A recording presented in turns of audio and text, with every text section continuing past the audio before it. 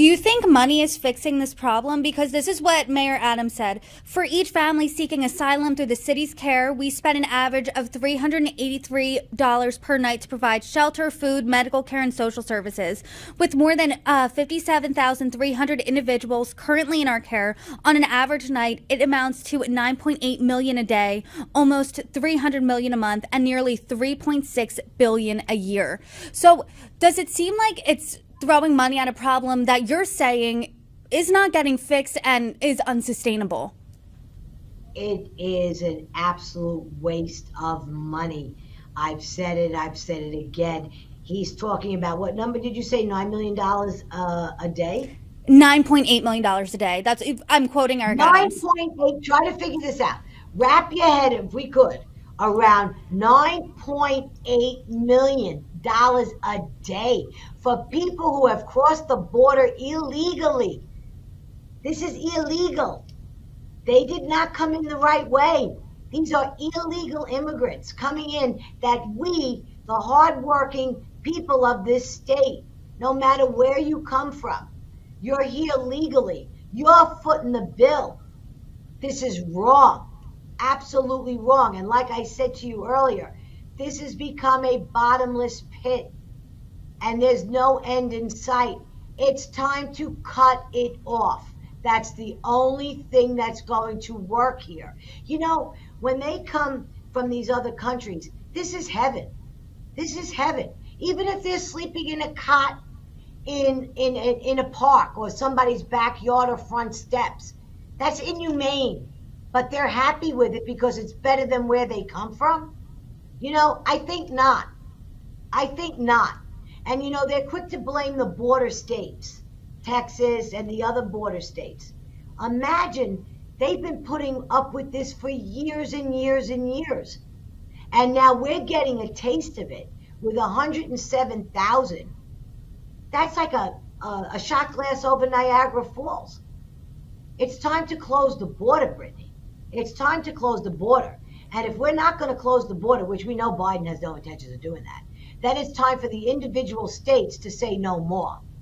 We're back to that again. I was talking to Assembly Member Jamie Williams just yesterday, and she said, she's a Democrat, and she said we need to secure the border. And I asked her, when you say secure the border, that means something different really to everyone. What does that mean? So, Councilwoman, when you're saying secure the border, what's that mean? That means keep the wall up with a door in it.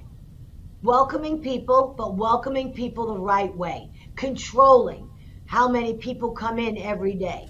You know, many years ago, they used to have what's called an immigration moratorium. When an influx of X amount of people came into this country, no matter where they came from, they had to take a hiatus, a breather is what it's, you know, a moratorium is like a breather, where you could actually figure out what's going on, how many people came in, how many people and where they went, keep track of, are they with a family member? Are the kids going to school? Did they get a job? Did they file for citizenship? Now it's willy-nilly. It's whatever happens, happens. Secure the border. That's a very broad way of looking at it. Well, of course we should secure the border. How do you secure the border? We know that it wasn't working prior to Trump coming in. When Trump came in, he built a wall. He wasn't saying stay out. He was saying come in the right way. And that's what I'm saying. Come in the right way. People romanticize Ellis Island. Well, you know, we all came here, we're all a nation of immigrants. Well, sure, we certainly are. And we're proud of that. That's what built America. We built America. The immigrants built America. Who else was here to do it? So whether you came by boat back in the day, when you got to Ellis Island, what happened at Ellis Island? You were put into pens. People were separated. They were separated if they had an earache. They were separated if they had a bad cold. They had any kind of thing, anything that was wrong with them. They had to be sponsored by a family member. They had to go to work. Nothing was handed to them for free.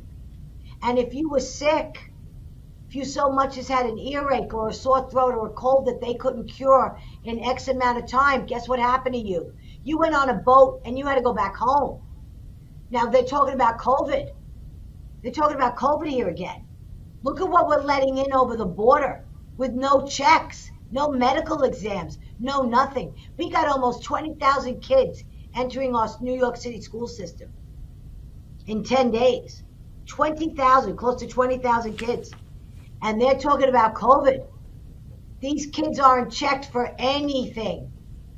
Yet our kids, our parents, our school teachers, our first responders, our police officers, our firemen, everybody was either fired from their job if they did not get the shot, or they took early retirement.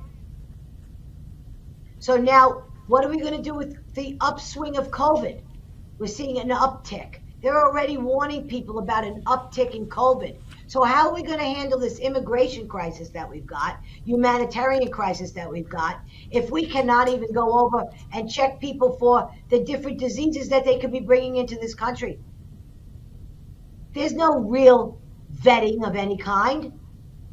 When I was asked when we put the shelter in, they put the shelter in, the anchor in Bayside. Now a shelter, let me tell you this. A shelter is very different from a respite center. In a shelter, you know how many people you have exact. You know names. You know where they're going. You know when they're coming home. They sign in, they sign out. They have a curfew. They have wands that they are gone over with to make sure they're not carrying any sort of weapons. In a respite center, it's a free-for-all. People come, people go. They're not checked.